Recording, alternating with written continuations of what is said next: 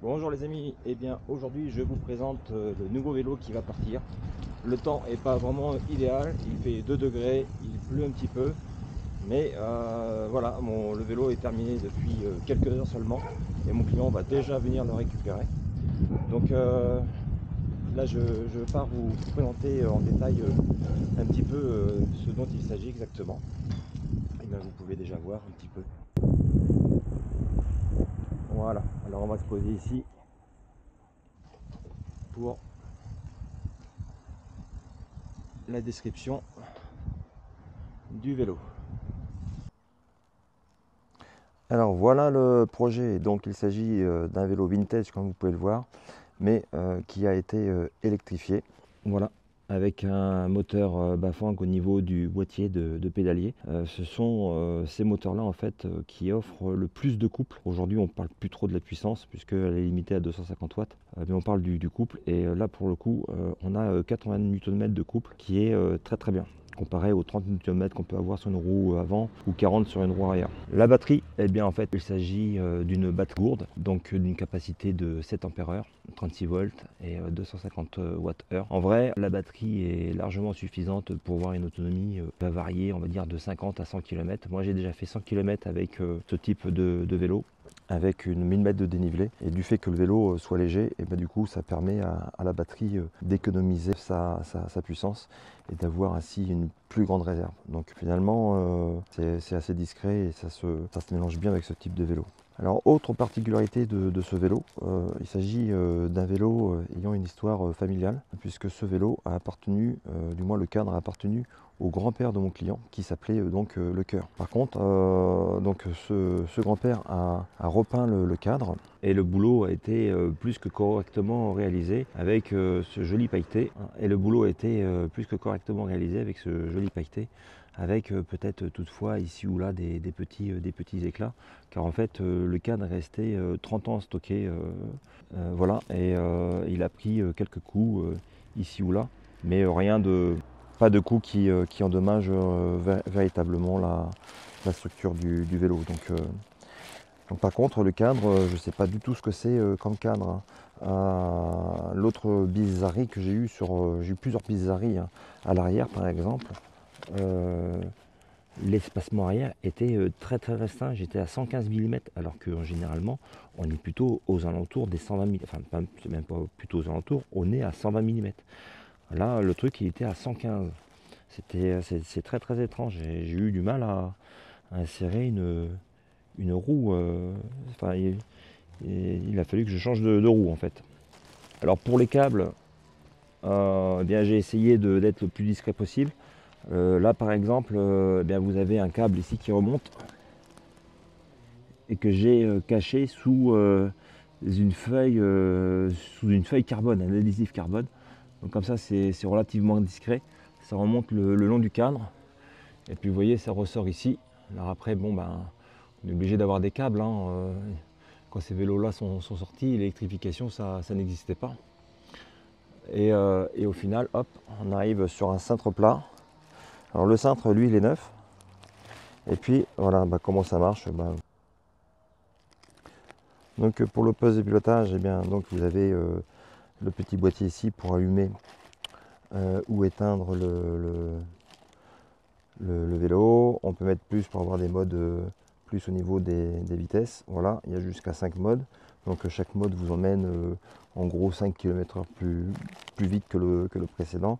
Donc voilà, mode 4, 20 à l'heure, c'est très bien pour vous emmener. De toute façon, le vélo roule tellement bien que vous n'avez pas de souci pour l'emmener après au-delà des 25.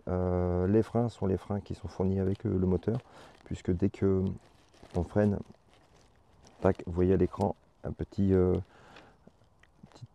point d'exclamation qui automatiquement coupe le moteur pour la sécurité. Et ici vous avez une manette d'aide au démarrage qui permet d'aller jusqu'à 5-6 km/h.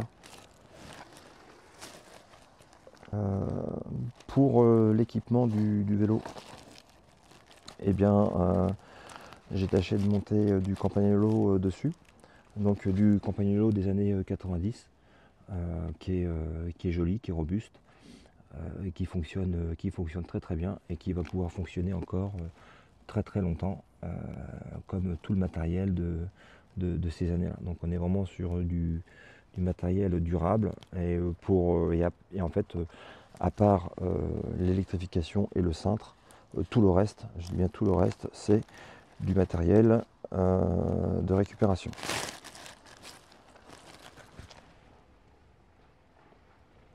Voilà, frein arrière, Campagnolo. Le dérailleur, Campagnolo, donc qui va bien avec les freins. En fait, c'est à peu près la même gamme. Pour les jantes, pour les roues, donc montage artisanal des roues. J'ai récupéré les moyeux. Donc là, on est sur du moyeu Grande Joue. Je crois qu'il y a un moyeu Normandie et un moyeu Shimano. Et les cerclages, eux, et les rayons sont neufs. Et en fait, on est typiquement sur un petit peu là, des roues de Bernard Hinault en 78 lorsqu'elle a été champion de France. La roue avant. Donc la roue avant, typique aussi des années 70-80, moyeu Grande Joue. Donc en fait on est, alors les moyeux Grande Joue, ça permettait d'avoir des rayons plus courts et donc plus de rigidité. Voilà, bon après ils sont un petit peu plus lourds, mais voilà, bon, après c'est du détail, de toute façon c'est pas bien important. L'essentiel étant que la roue soit correctement montée. Alors que dire d'autre sur ce vélo? En fait ça va être un vélo taf. Beaucoup d'éléments italiens sur ce vélo. La tige de selle, moi que j'aime beaucoup. Une tige de selle 3T avec un système d'inclinaison de la selle qui est plutôt chiadé. Moi j'aime beaucoup ça. Alors, on reconnaît les selles un petit peu, les tiges de selle haut de gamme avec ici les côtés qui sont un peu fraisés. Selle Italia Turbomatic une selle des années 80 qui est également très très bien conservée. Donc ça c'est pas mal, ça redonne une seconde vie aux composants, c'est vraiment très chouette. Surtout que la selle elle va bien quoi. Elle est jolie. Au niveau de la potence, pour la potence, eh bien c'est pareil, on est sur une potence 3T, donc italienne. Donc en fin de compte, vous avez quand même pas mal d'éléments italiens sur ce vélo, les freins, la potence, la tige de selle, le dérailleur. Alors l'autre petite bizarrerie que j'ai eu sur le vélo, vous voyez ici, alors ça a été quelque chose de très très étrange. Vous voyez ici, là j'ai une petite vis qui ne correspond pas du tout à la vis qui devrait être montée. Et pourquoi? Mais parce qu'en fait je suis sur un sur un diamètre de 5 mm pour la vis, mais le pas est de 1 mm au lieu de 0,8 de façon traditionnelle. Et en fait pour trouver cette vis là, j'ai contacté Vis Expert, et bien qu'ils aient 700 millions de vis en stock, ils n'avaient pas du tout le bon pas. Je ne sais pas pourquoi ça a été monté en pas de 1 mm. C'est très étrange, mais j'ai quand même fini par réussir à trouver une vis qui normalement se situe au niveau du dérailleur avec ce pas de 1 mm. Et pour la montée, vous voyez, il n'y a pas d'accroche. Normalement, ça se vise juste à la main, donc il a fallu que je force un petit peu. Mais maintenant, voilà, c'est ok. La manette, elle bouge bien. Et la manette, elle bouge bien. Elle reste à l'endroit où on la laisse. Il n'y a pas de point dur, donc c'est vraiment très très bien. Et de l'autre côté, en fait, il y a une manette fictive puisqu'il n'y a pas de... Il n'y a tout simplement pas de plateau à changer, mais bon voilà, c'était mieux que d'avoir quelque chose qui débordait. Donc voilà, pour les éléments du vélo, je crois que nous avons fait le tour. Ah oui, alors oui, au niveau du poids, et là, tel que équipé comme ça, on est sous les 16 kg pour ce vélo.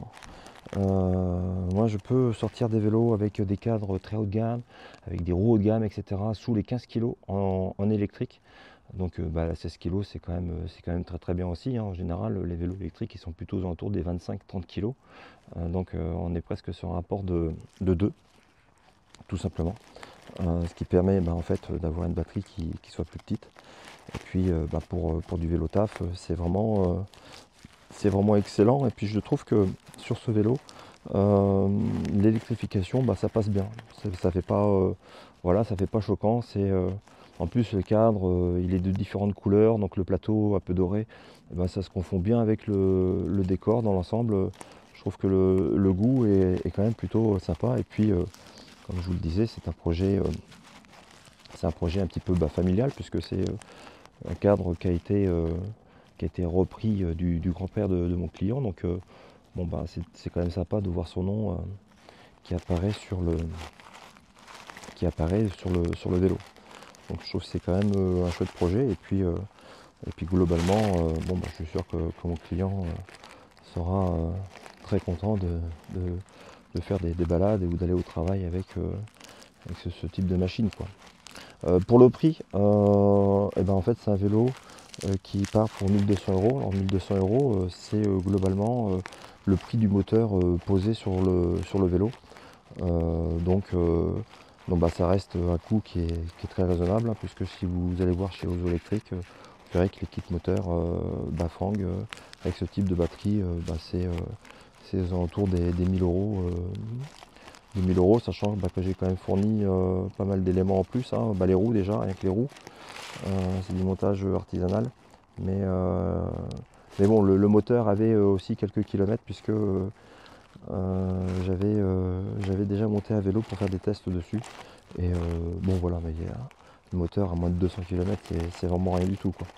Donc voilà, un petit peu pour la présentation globale du vélo. Et bien écoutez les amis, maintenant je repars pour aller livrer le vélo à mon client.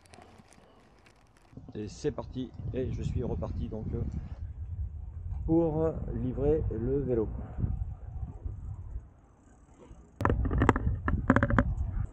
Moi je vais repartir, voilà, je vais repartir quasiment de zéro, et vous allez voir le moteur on l'entend quasiment pas. Donc voilà, là il produit son effort. Donc en pic comme ça il monte à 340 watts sans problème. Et ensuite il redescend très vite à 250. Moi c'est le rendu de base que j'avais aimé, c'était celui du Cinelli, puisque c'était celui que j'avais vu à la base. Ouais. Donc ça permettait aussi de se projeter. Mais maintenant je suis content du résultat. Je suis content, il y a de la pièce un peu en alu, couleur alu un peu partout. J'avais peur en fait que le rendu, vu que le cadre je l'avais jamais vu monter, que ça fasse un peu patchwork, et au final moi je trouve que ça... Bah après les freins c'est des freins Campin, et c'est vrai qu'ils sont beaux, hein. Enfin je veux dire c'est des belles pièces, hein. Ouais, carrément. C'est des belles pièces usinées qui ont 40 ans, quoi, et qui vont pouvoir durer encore autant, hein, parce que ça, en vrai c'est inusable, hein. Le matériel de ces années-là il est vraiment extraordinaire. Please, Lord, give me a sign, a sign. I feel like I'm losing my mind. Is everybody in the world blind? Please, Lord, give me a sign, a sign.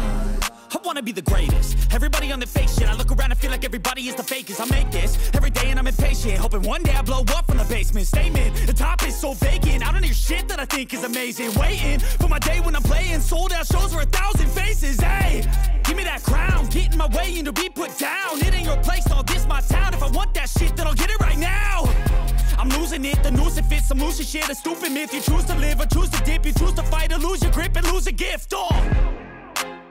I feel like I'm losing my mind. Is everybody in the